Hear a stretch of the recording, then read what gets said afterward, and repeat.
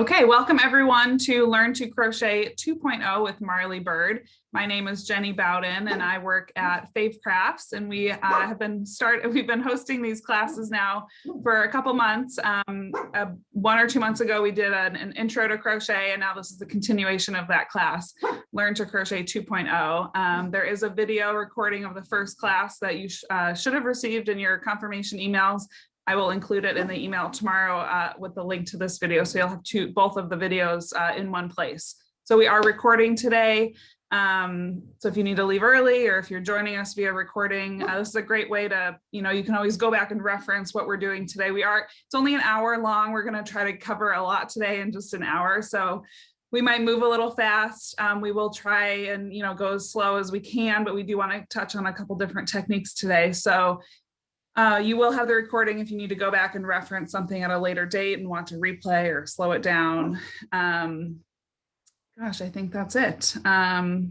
Okay, welcome Marley. I will throw it over to you. All right, so I'm going to stop the screen share. Hello, everybody. Hopefully you can see me all right. Like Jenny is still up on my screen, but hopefully you're seeing me just fine. Hi and welcome. My name is Marley Bird. I am the host of the Marley Bird YouTube channel. I've authored several different books. I am an ambassador for Yarnspirations Yarn, and I am all things marleybird.com. So I am a knitter and a crocheter. I like to say that I'm bi-crafty because I like to do both crafts equally. They are my life, like they are my business. If one craft starts to like cramp my hand, I change the other one and everything just turns out all right. Crochet is my first love, though. It was crochet that I started with, and it's something that I love to teach others. So in the Crochet 101 class, we talked about the importance of doing the chain stitch. We talked about the single crochet. I think we did the half double, the double, and the treble. I also talked a little bit about the stair steps, essentially, of what you have to do to begin a new row of crochet. That's where you would chain at the start of the row. So today I want to talk about a couple different things. We're going to talk about a different type of beginning called foundation stitches. So instead of a foundation chain, we're going to work on foundation stitches today. And we're also going to talk about a little bit more of the starting chains, whether your chain counts as a stitch or it doesn't count as a stitch. And then also, is there an alternative to a stitch you can do to the turning chains? So we're going to try and get through all of that here in this class. So bear with me. If you have questions, as Jenny mentioned, make sure you ask those in the Q&A. The chat is open also, but the Q&A is really the best place for her to get your attention as far as what question you have right away. I am going to be using a size H crochet hook. Let's see, I got to cover my eyes, I guess. This is a basic Susan Bates crochet hook. It just has a handle on it that is made by Touche Crochet on Etsy. It helps my hand from cramping. So that's what this hook is, just a basic old hook. And I'm just using some basic worsted weight yarn right here in the color gray. So we're going to go down to my hands and we're going to start off, and I'm going to talk through the foundation chain, and then we're going to talk about foundation stitches. Just side note, you don't need stitch markers for today's lesson, but I'm going to be using stitch markers so that way if you happen to think they would be helpful to you, you can grab some either now or later or whatever. All right, so we're going to go down to my hands. Here we go. I got a little something in my eye here, so I'm trying to get it out real quick. Okay, so hopefully y'all can still hear me just fine. Welcome to my desk. Just like any project for crochet, for most of the parts, you will always start with a slip knot or some form of a slip knot, even when you're doing something called an adjustable loop. So for a slip knot, just as a refresher, take the tail of your yarn and place it in the palm of your hand. Take your working yarn, wrap it around your forefinger and your middle finger. And when you come back up, cross over. Rotate your hand over. If you take your hook, go underneath that front loop, grab that back loop and pull it off. When you take your fingers out, you're going to pull that little space where your fingers were closed, separate those two legs, that's what I call them, and now you have a slip knot on your hook, okay? Now, the last lesson we talked about foundation chain. So a pattern might say, hey, you need to chain 10 chains. So we talked about doing chains just like this, right? Just basic chains. And then after you did 4 or 5 chains, you move your pad of your thumb up, rest it on the top of those V's and do some chains again, just to make sure that they're nice and consistent and not twisted, right? One thing we also talked about is working back into these chains. And if you remember, I said that this is actually one of the most difficult parts in crochet. It's usually one of the things that really makes or breaks new crocheters, all right, is working back into that foundation chain. So one thing about the foundation chain is it's not very stretchy, right? There's not a whole lot of give to it. So if you were to use a foundation chain and work these stitches, like right here, I'm doing single crochets just into some chains. If you were to work some foundation chains and work some stitches into the chains to make, say, the neck opening on a sweater for a baby, and maybe you make the neck opening about the same size as around the neck of the baby. But if you've ever had a baby or held a baby, you know that the head is much bigger, which is really scary, by the way, right? So if you're going to make the neck opening this big to fit a baby's head that's this big, well, we need to make sure that it stretches. So that's where foundation single crochets or foundation stitches come into play. So right here, this is not a very stretchy give, right? So I'm going to finish this off and just set this aside so that we can compare to it. And if you don't know, add a pom-pom to your scissors so you don't lose them. All right, so I'm going to set this aside. So this is our little sample of just a basic chain.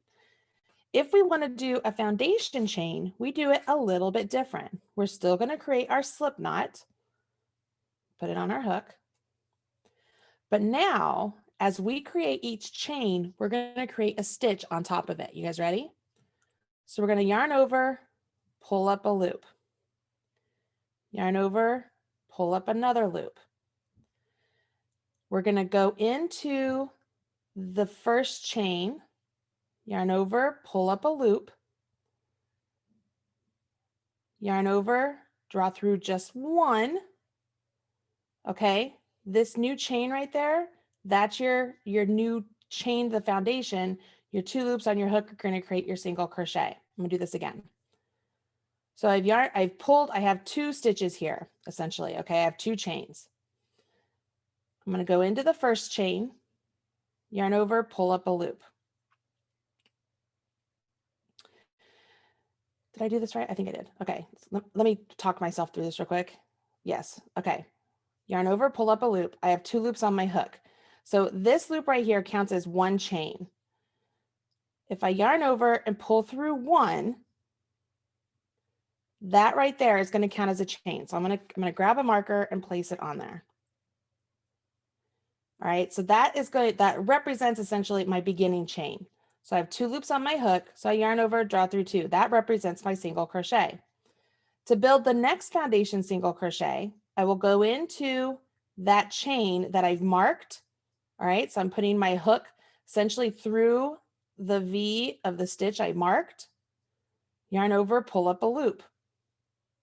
Now the loop I just pulled up is going to be my new chain. So if I want to, I can mark that now. So I just move my hook up or my marker up and get it out of the way. And I'll yarn over, draw through 1. Okay, right? Because that's my chain.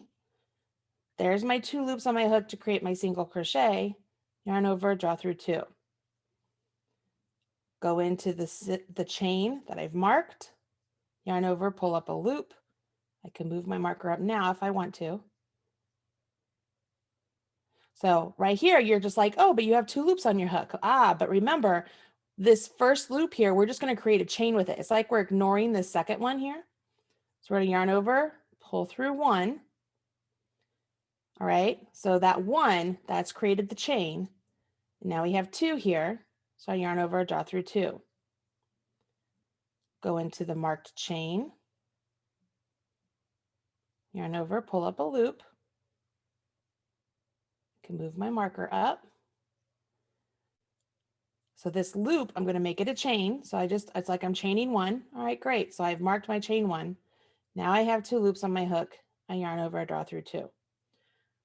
Into the chain, yarn over, pull up a loop, mark it, yarn over, pull through 1, yarn over, pull through 2.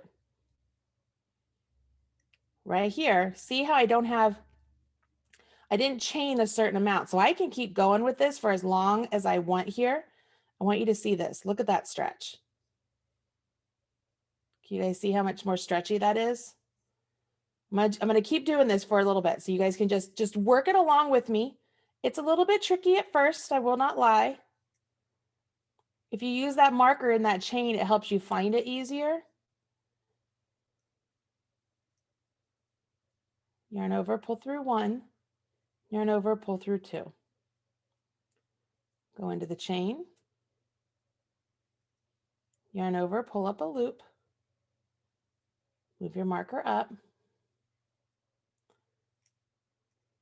yarn over, pull through 1, yarn over, pull through 2. Oh, I didn't need to mark fire. I didn't need to move that yet.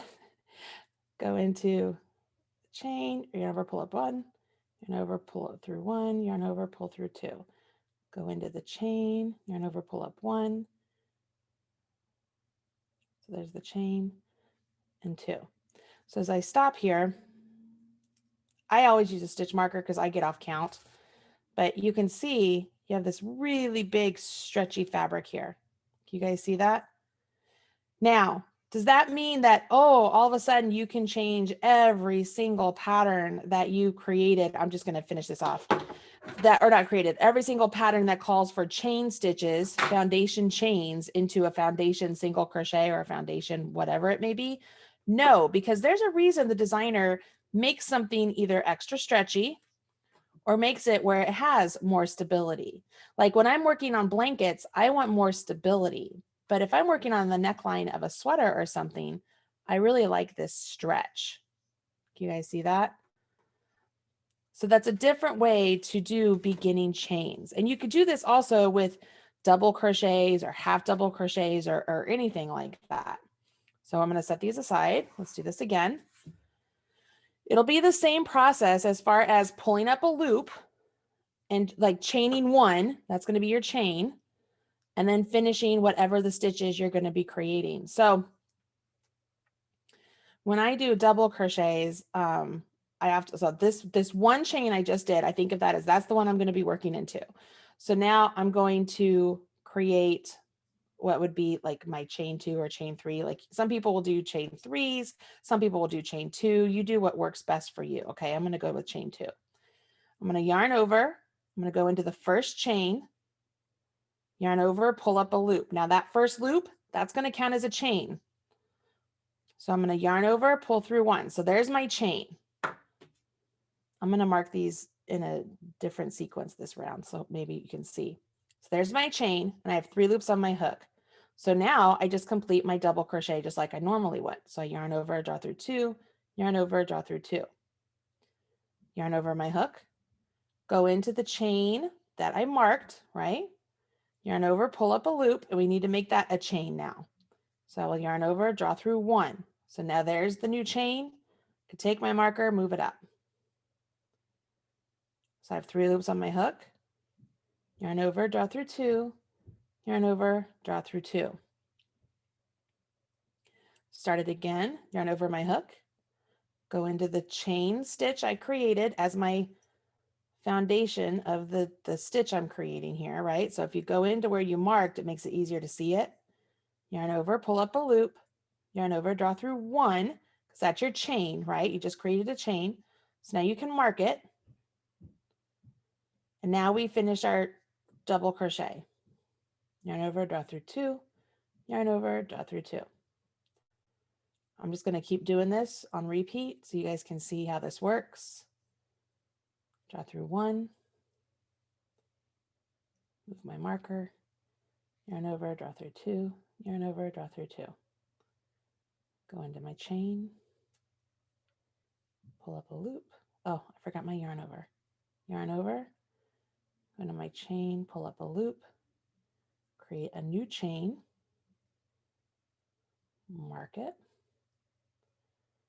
yarn over, draw through 2, yarn over, draw through 2.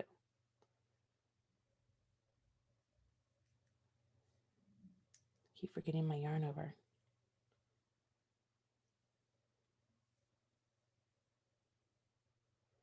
So the reason I wanted to show you this in the 201 class is because there are so many people that really struggle with that foundation chain process that once they see this one, they're like, oh, that makes a lot more sense to me because now it's easier for me to just find that one chain because I have it marked there, right?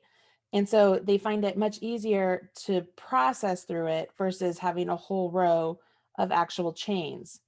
Now, I usually don't teach this in the beginner class, like the 101 class, because I feel like you have to have a basic understanding of how those chains work so that as you're building on this chain that we're creating each time, you have a better understanding of what's happening here.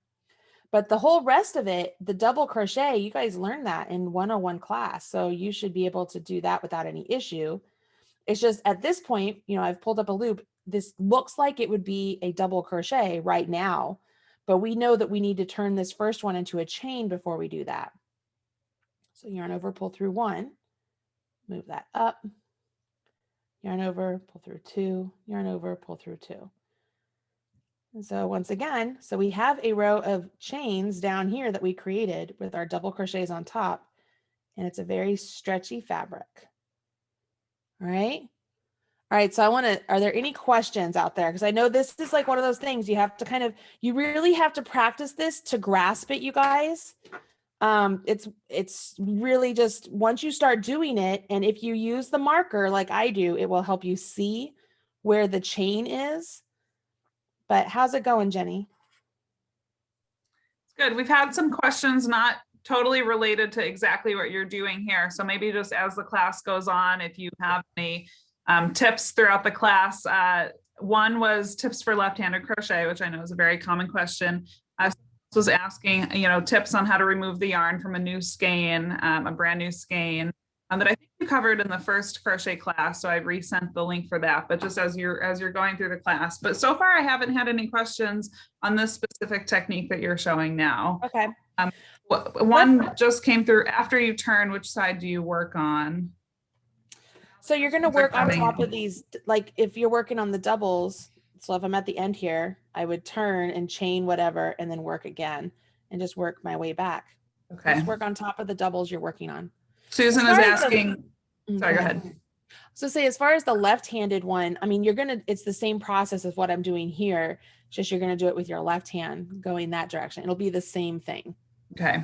Susan is asking, if she chained two, which of the two did she put the first next stitch? The very first one she did. Okay. So I'll do that again here because I'm going to build on it for what we're going to do next. In the stretchy start, does it go back into shape, such as with a hat? All right. So it stays like, all right. So how do I say this? If you're using a wool has memory, right? If you're using an acrylic, it gradually will start to stretch out a little bit. Cotton will especially stretch out immensely. If I'm being honest, you guys, I very rarely use these stitches. Like it's one of those things that I know how to do them, but I very rarely use them because I prefer the structure of the chains.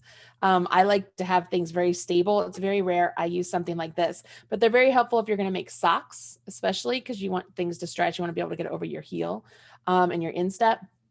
The neckline of a sweater. You could do it on a hat, I suppose, but I would be afraid that it would lose its shape around the brim of the hat. But did that answer the question? I feel like I did. I think so. Yeah. Barb is asking, when you go into the chain, are you going through the middle of the V or through both legs of the V? That is a total personal preference thing. So I like to go, if you guys have seen before, when I work, so like if this were a chain right here, let me do this. If this were a chain, I usually will go through where essentially it's the back loop is what I'm picking up and the butt of the stitch. So let me see if I can find well, let's pretend that's the butt of the stitch because the chain looks like it has 3 different sections to it. So I essentially leave the front loop alone and I like stab right down the V and I get the back leg and I call it the butt of the chain. That's where I prefer to do things.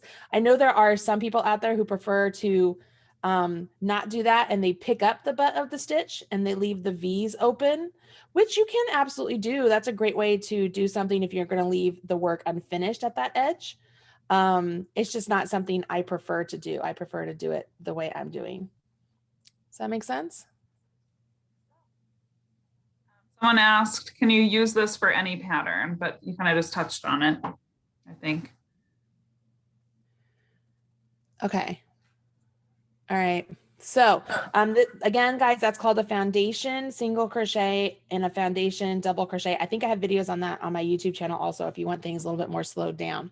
I'm going to just do up a little swatch here because the next thing I want to talk about is the whole concept of to chain or not to chain, in essence of when you're at the end of a row, do you chain up to go to the next row? Do you not chain?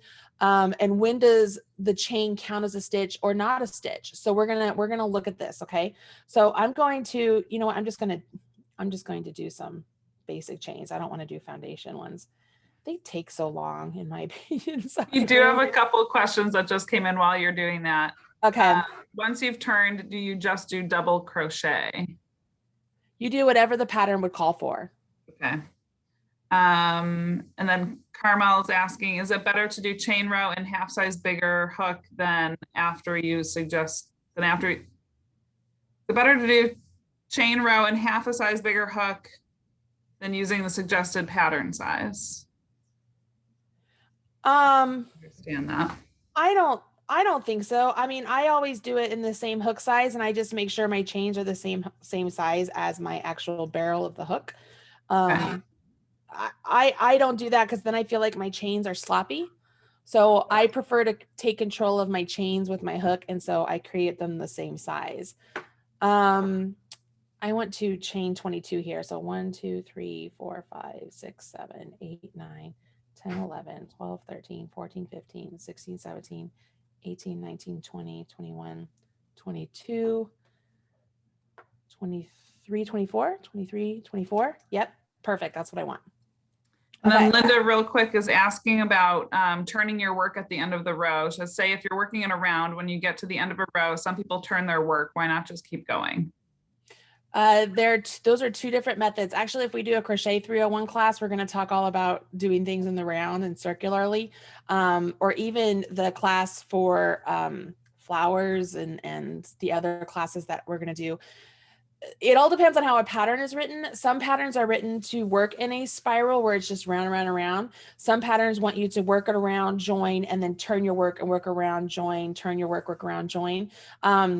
It changes the look of the fabric. So if the designer wants the look of the fabric to be different, that's why they would do that. I know that, like, I've done that on my crochet thrummed mittens.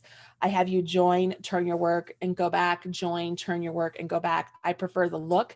I also like that it gives me more of a straight line than one that gradually curves, even though I know there's a way to make it so your line is straight even when you're doing in spirals, but it just requires more work. And if you guys don't know me, I'm lazy. So the less work, the better. Okay, right, those are all the questions for now. We are approaching the halfway point. I'm going to let you finish this next technique, and then we'll take a bio break. Okay, so I'm going to do a share screen because I want you guys to see this. Are all of you looking at what looks like a stitch diagram? Yes, hopefully. It should be a big stitch diagram. I see it. So okay, good. I hope everyone else can. So right here, there are 24 chains here. And when I say they're chains, that's what these loops down here. Imagine those are just your chains, right? So 1, 2, 3, 4, 5, 6, 7, 8, 9, 10, 11, 12, 13, 14, 15, 16, 17, 18, 19, 20, 21, 22. I'm sorry, 22. I said 24. I said 22 earlier, didn't I? That I needed 22 chains and then I went to 24. All right, so there's 22. This chart here is going to be your friend as you guys begin to be more adventurous into your crochet projects and you find projects that are the written word and charts. Charts are going to be your friend because it's a very visual representation of what you're doing. These circles represent the chains that you are creating. And you might be like, well, what are these two circles up here? Like, are those extra? Well, those are your foundation chains that you did. So imagine those were just straight. But when you do that first double crochet into the third chain from hook, that's what that is right there. This right here is a double crochet into this third chain from hook. That's what pulls up those 2 chains there into action, into the fabric, okay? What's important about this is we can see immediately, just by looking at this chart, that these 2 chains that we're skipping when we do this double crochet into the third, they are going to be counted as a stitch. Now you might be like, Marley, how do I know that? This is how you know that. Look at the next row. Are those stitches worked into that chain? Meaning, are they directly on top of that chain saying like, you're going to put this stitch right here? You see what I mean? That lets you know that these 2 chains right here are going to be counted as a stitch, because you're going to be putting these 2 stitches into this stitch when it's time to come back down the row. Same thing down here at this end, guys. So if you're going to read this across, these T's with a slash across them, those are double crochets.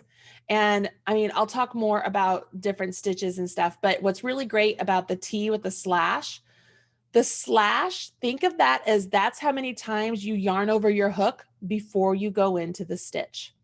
So before we do a double crochet, we have 1 loop on our hook, right? And then we yarn over our hook. So think of that slash, that's your yarn over your hook. Then you'll go into that chain, pull up a loop, yarn over, draw through 2, yarn over, draw through 2, which gives you this double crochet. So this pattern here, if we were to read it across, it says double crochet in the 3rd chain from hook, double crochet in the next 3 chains, and then this is a double crochet 3 together. And the reason I know that is, first, it's the double crochet look, right? It has 1 slash mark. It goes into each one of these 3 chains, but see how it has 1 top hat on top? Okay. That lets you know you're pulling all that together, and those 3 stitches that we went into are coming together to become 1 stitch. So that lets me know that that's a double crochet 3 together. All right. So I've double crochet 3 together over the next 3 chains, then double crochet in the next 3 chains. And then right here, we have a 3 double crochets into 1. You see that? Can you see how each of these they're all pointing right there, like, put me here, put me here. So you no longer have to read a pattern and say, where do they want me to put that? Because the diagram is saying right here, silly, this is where we're supposed to put you. All right. So not only have we answered the question of, do those chains count as a stitch? We've answered the question of, where am I going to create that double crochet 3 together? Oh, look, we're putting those 3 chains, but we're making them into 1. And then when I come over here to this chain, oh, look, I'm going to create 3 there. So that gives me my same stitch count. Great, great, great. Okay. So I'm cool. So you keep going. You have a double in this one, double in this one, double in this one. We're back to our decrease, right? And then double, double, double. And then you have 2 stitches into this one. Just like over here, you have 2 stitches into that one. But wait, Marley, there's only 1 double crochet. That chain 2 counts as a double crochet. And we established that by just looking at this chart and seeing that right there, or these right here, are going to go into that. You guys with me so far? This is important, okay? This is how you can really use stitch diagrams to help you know what chain is counted as a stitch or not as a stitch. So over here, so you get to the end of the row, you do your 2 double crochets into your last chain. You're like, yes, I made it. I didn't run out of chains. You turn your work and you chain 2, or you chain 2 and turn your work. It doesn't matter, y'all. And right here, we don't have something on top of here to tell us whether this counts as a stitch or not, right?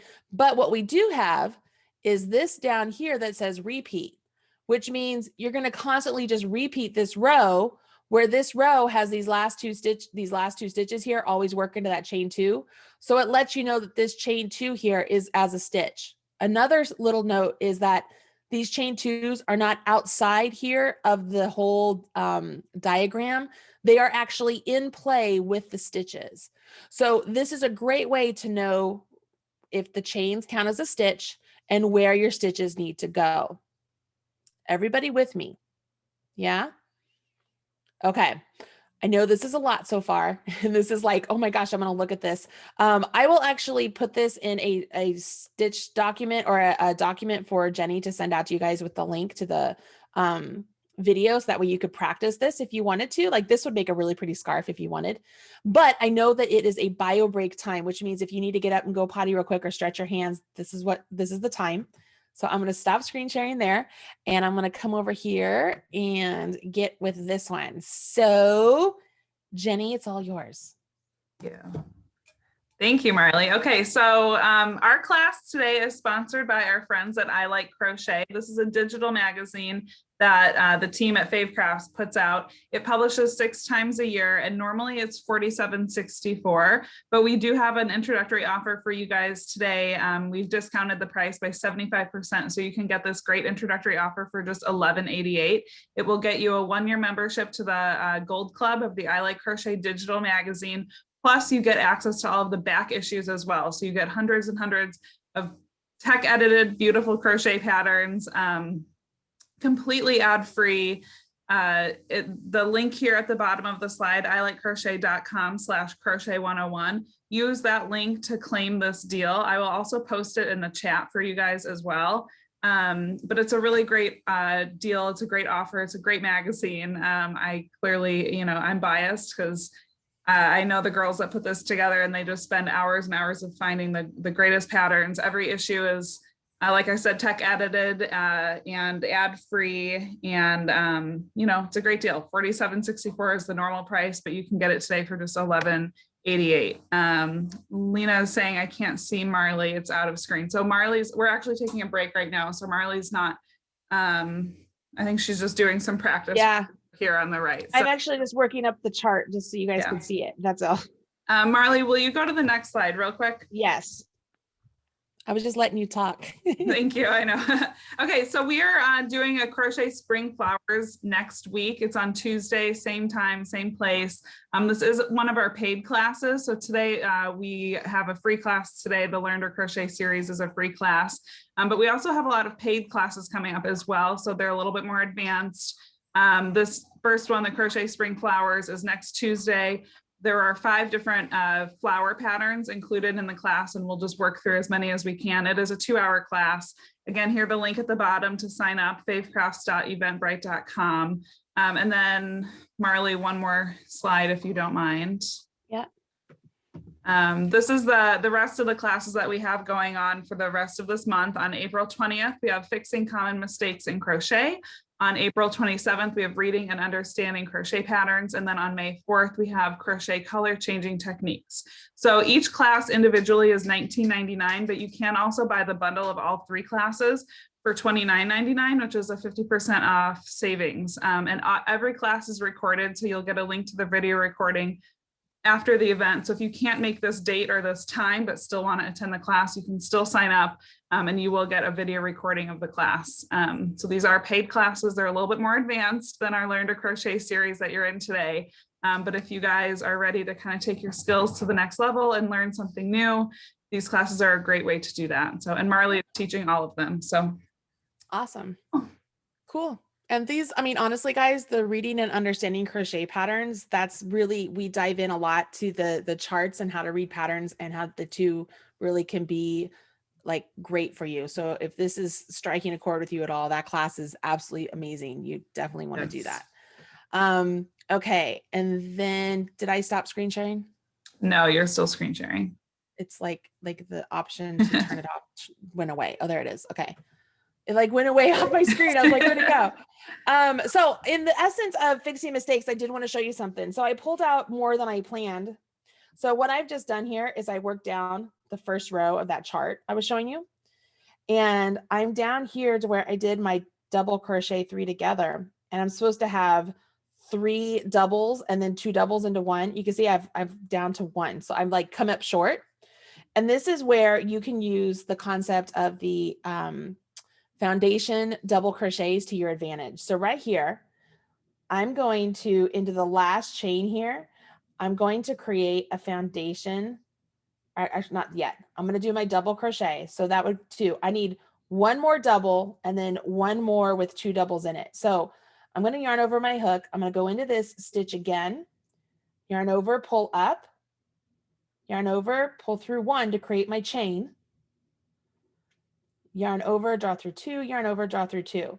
All All right, so that gives me my third double that I needed, but remember I need one more where it's the 2. So I can yarn over, go into my chain. I didn't mark it, but I'm into my chain, yarn over, pull up a loop, yarn over, pull through 1. So there's the chain. Yarn over, draw through 2, yarn over, draw through 2. Now, this one's supposed to have 2 double crochets in it. So what I can do is go into this same chain and just create a double crochet. So I'm not going to do a foundation. I'm just going to do a double crochet. And essentially what I've done is I went to the end of my row, found out I made a mistake, and I added foundation double crochets. That way I didn't have to rip out everything. Did that make sense, you guys? So if you get to the end of the row and all of a sudden you're like a stitch or 2 short for double crochets or single or whatever, you can actually do those foundation stitches to make up for it.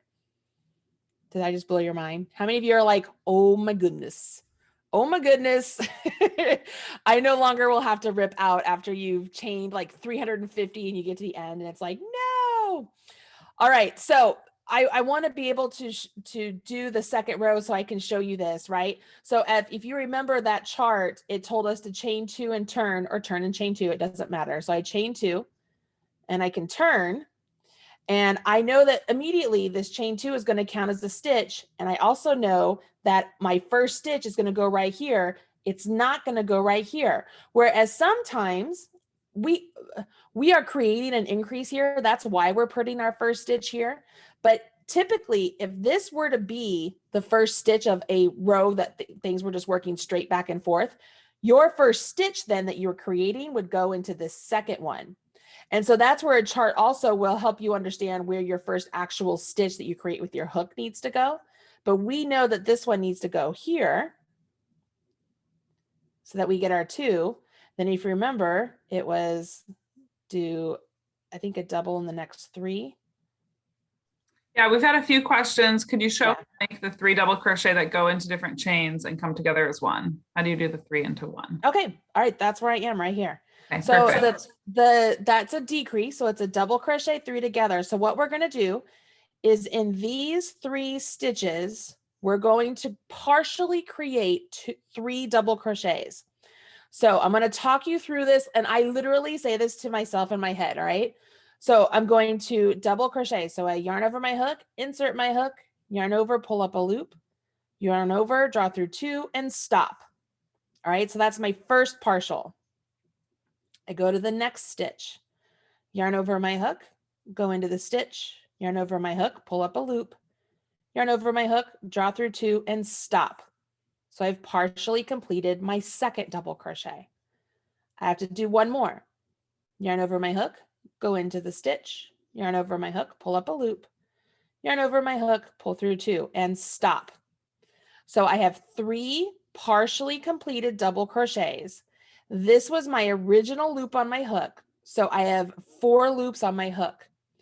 What happens here is by yarning over and pulling through all 4 loops on my hook, we're treating these 3 partials as if it's one stitch, because we will be left with one top hat, one V at the top of the stitch. Okay, you ready? So I yarned over.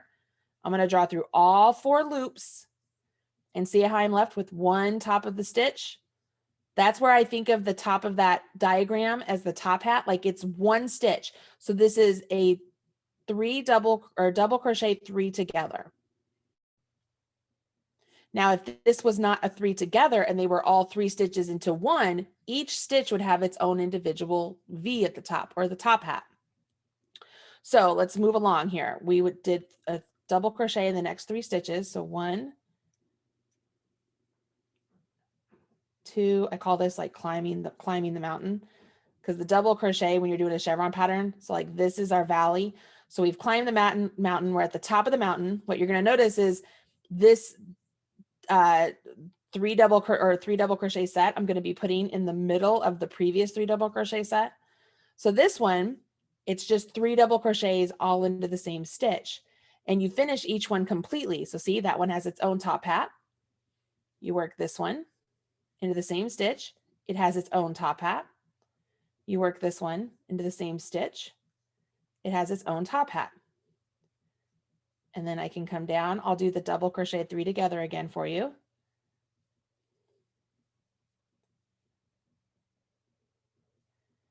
And what you'll notice as you're going along, you'll notice it's the stitch on the other side of the 3 together. It's the stitch that was created, the top hat of the 3 together, and the stitch on that side of the 3 together. So I'm going to partially complete. You ready? So I yarn over, go into the first one, yarn over, pull up a loop, yarn over, draw through 2 and stop.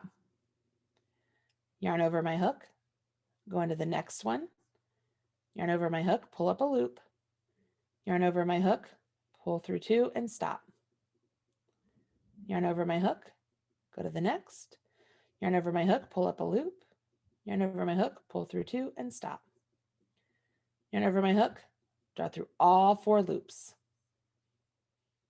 I get 1 top hat, I've filled the void, and I can carry on. So I will do 3, so 1, 2, and 3.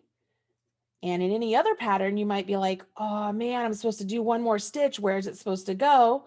Well, we know that we're supposed to put our final 2 double crochet into that second chain, right? Because that's what the pattern told us.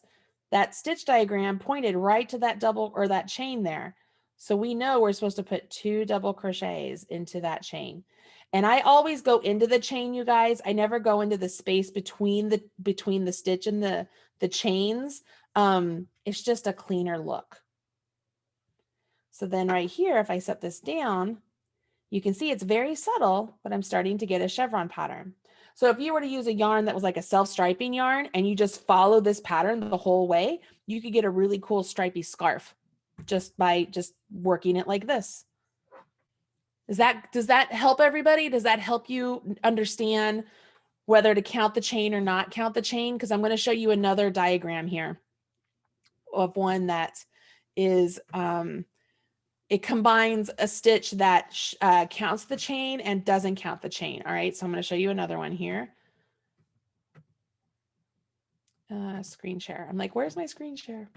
All right, so this one, these are actually shell stitches. Okay, so they're staggered shell stitches. At first glance at this, you guys are new crocheters, right? But at first glance at this, you're like, okay, there's not a decrease. All of those stitches have their own top hat, right? So that's a giant clue to you of, okay, those are all individual stitches there. Awesome. But you can see that they're all pointing to one space, meaning, so let's just pick on this one right here. You can see all 5 of these stitches, which we know are double crochets because it has that 1 slash, right? It's the T with the 1 slash. They all are coming together into one spot and they're pointing. Oh, look, I'm pointing. Let me see if I can do this. I'm pointing right down there. We're going to put all of you into this T looking thing. Well, what do you think that T looking thing is? It's a single crochet, you guys. Just like a single crochet is kind of short and squatty, sort of like a square, so is the symbol for it. It's just a T, or it's like a lowercase t, it's a cross. So this cross symbol is a single crochet. So that lets me know that when I'm on row 2 and I'm going to get all of these stitches, they are all going to be placed into that single crochet from row 1. You guys see that? Notice how this top hat right there, this top hat right there, this top hat right there, and this one right here, there are no stitches pointing to those. That lets you know that you are not going to be working into those stitches at all. So if I were to read across this pattern, I could sit here and I could count all of these chains, right? I could count all these chains. If I wanted to make it bigger, I know that I have to add 1, 2, 3, 4, 5, 6 chains to whatever, that's the stitch multiple. So it's 6 plus 1, right? Because we have this 1 out here. So if I count all of these, let's say it's 1, 2, 3, 4, 5 times 6 is 30 plus 1 is it's 31. I'm going to guess this is 31. See how this one lonely chain is out there? Do you see how it's not really active or inside of all of this action in here? Like it's not like it's part of the action, right? It's simply a chain 1 as our next step to get to the next row. It is not counted as a stitch. It's not anything. Whereas down here, we have these 3 chains, but they are not outside of our entire piece. They are active. They are inside of this. These 3 chains are going to count as a double. They are counted as part of the doubles that are into this partial shell right here. Because we want this to be symmetrical, we have 3 doubles, which will count as a double. No, 3 3 chains that count as a double, which give us 3 total doubles into this 1 stitch. All of those go right here into this single crochet. And it will look symmetrical to what we have down here with 3 doubles all going into that single crochet. You guys all see that? So that's a really good clue to know how these chains are used in your work, whether they are counted as a stitch or not. This last single crochet right there on row 3, that last single crochet would be worked into that chain 3. I would not work it into the space between those because you're going to get a big gap. I would work it into that chain, right? But when you're working across row 2, we know that these 3 doubles are going into this single, not that chain 1. That chain 1 is simply just out there as a turning chain. It's nothing more than that. You guys with me on this? This is also a really great pattern you could use to create a cool shell scarf or cowl or anything, like a blanket. Like you could do anything you want with this. But imagine, you guys, did you ever think that you would be able to like do a full pattern just by looking at these symbols, right? Like, but you can, like, you could read through this. Let's say it said chain 31.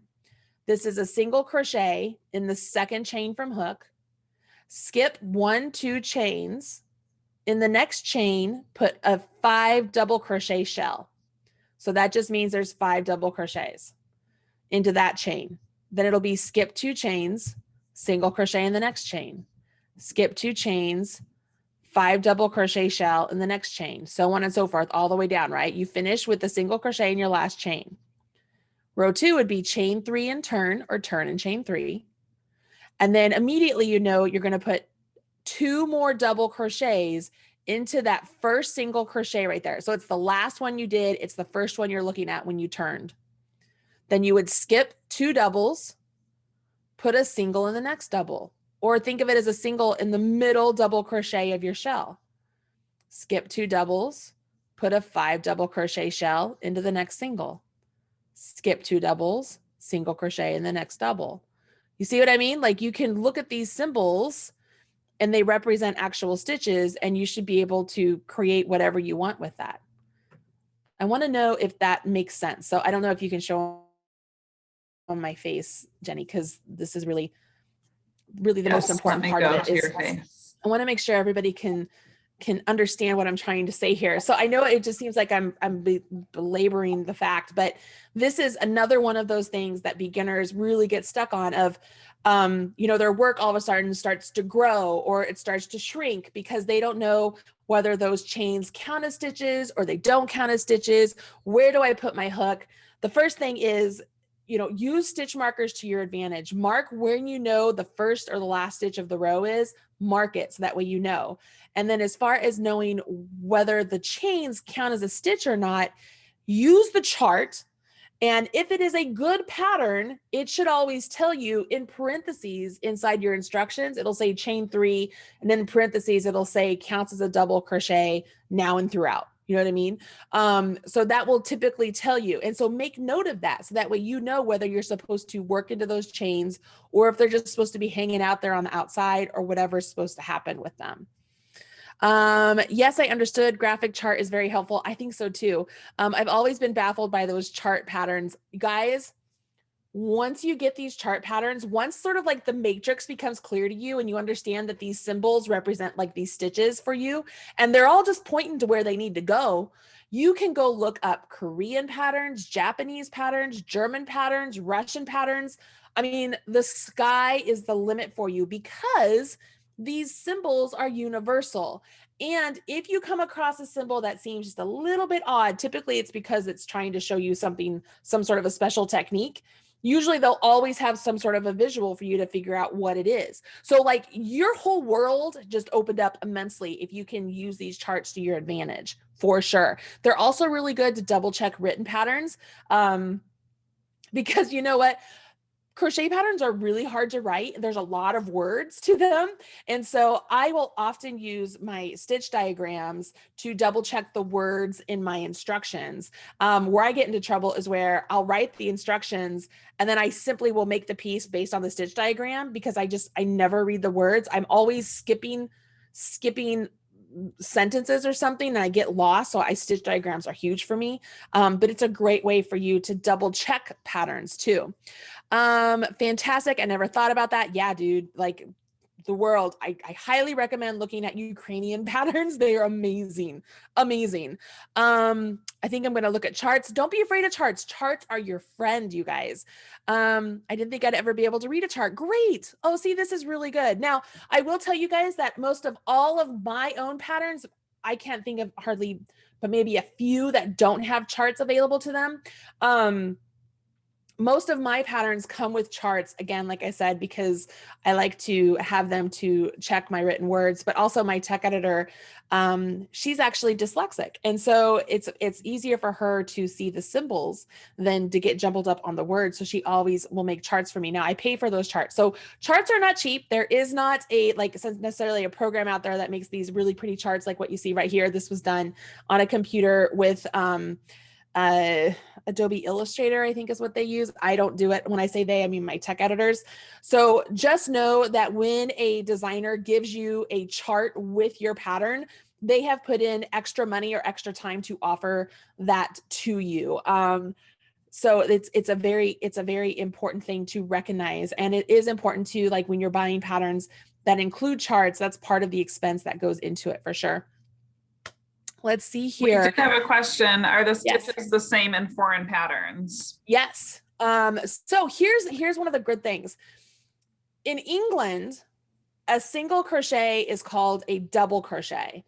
And a double crochet, I think, is called a treble. I always get this confused for myself, so I might be saying it wrong. But the symbols mean the same thing. So meaning, I can look at this, and as a woman in America, I know that those symbols to me mean a double crochet and I know how to create them.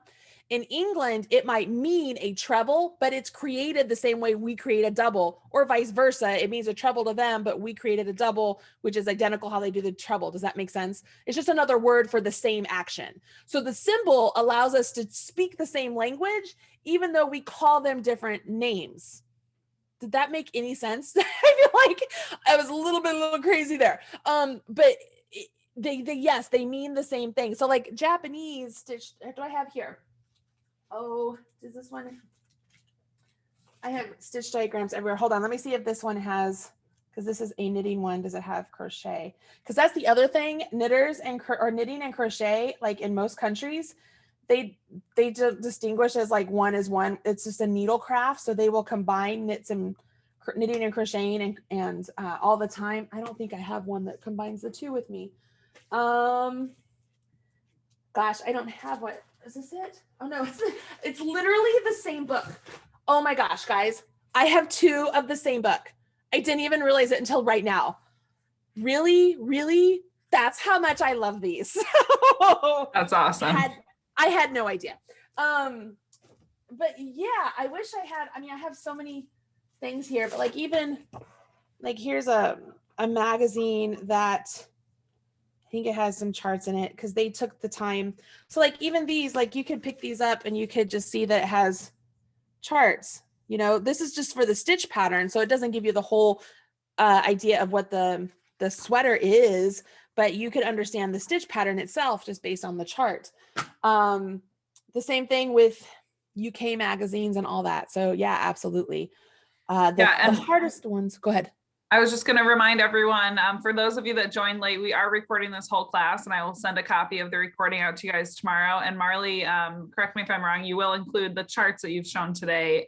You'll send those to me to include. Yes, I'm going to send those to you as well. Yeah. So everything that we've gone over today, you will receive the whole thing, the whole class, the whole recording, plus the charts, 24 hours in an email. It will come from Zoom. The display name will say Fave Crafts, but the email address will be from Zoom. So we will email everything out to you guys tomorrow. I'll also include a link to the very first class that we did with Marley, the first Learn to Crochet class.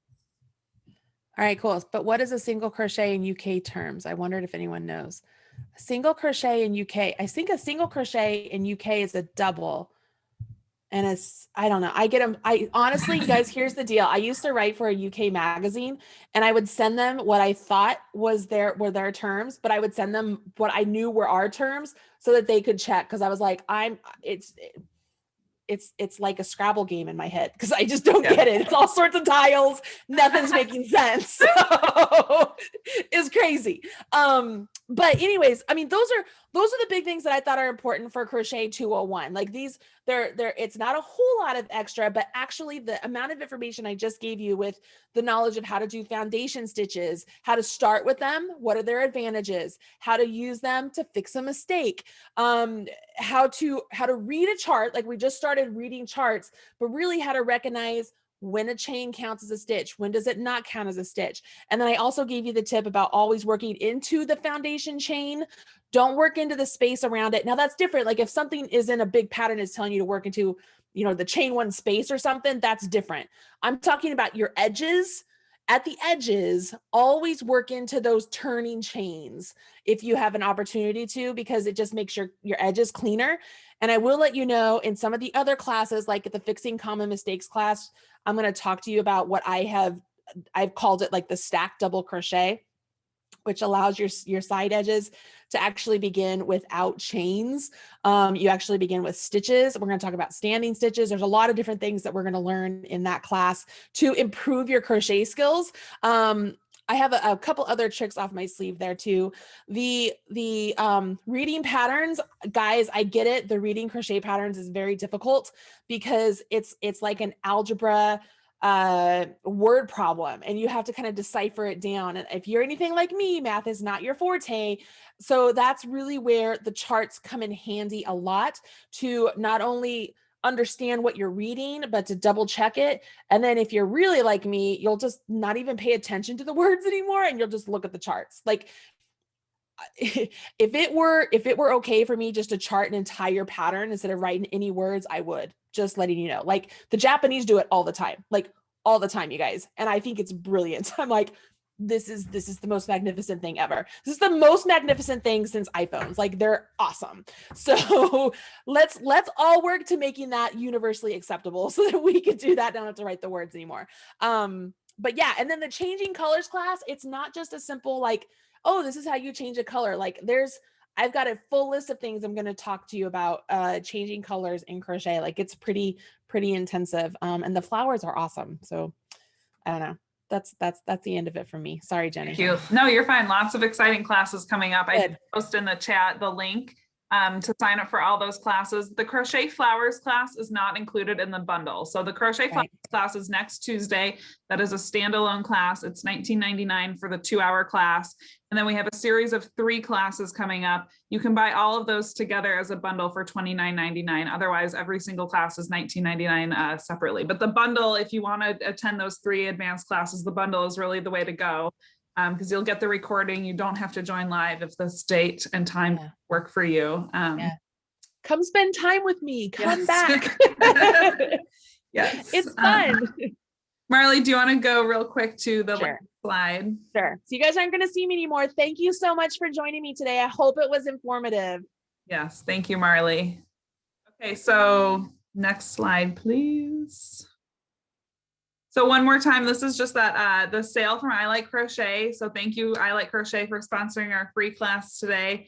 The link here at the bottom, ilikecrochet.com/crochet101. It will get you the discounted price of the 1-year membership. So it's a really great deal if you guys are looking for some additional inspiration. You can also check out favecrafts.com as well as allfreecrochet.com. Those are our 2 free websites that has just tons and tons of crochet patterns, knitting patterns, paper crafts, kind of everything is available on favecrafts.com. This is my email address, jbowden@primecp.com, plus Marley's social channels. If you guys want to check out some additional videos by Marley Bird, she has a great YouTube channel of tons and tons of patterns and ideas and inspirations and tutorials. So thank you, Marley, for teaching today. Thank you for all of you guys for joining us today. I will be emailing out a copy of this class plus a link to the first class plus a link to the charts that we talked about today in 24 hours. So stay tuned for that. If you guys don't receive it by this time tomorrow, feel free to reach out to me and I can send it to you guys separately. So, all right. Thanks, everyone. Have a great afternoon.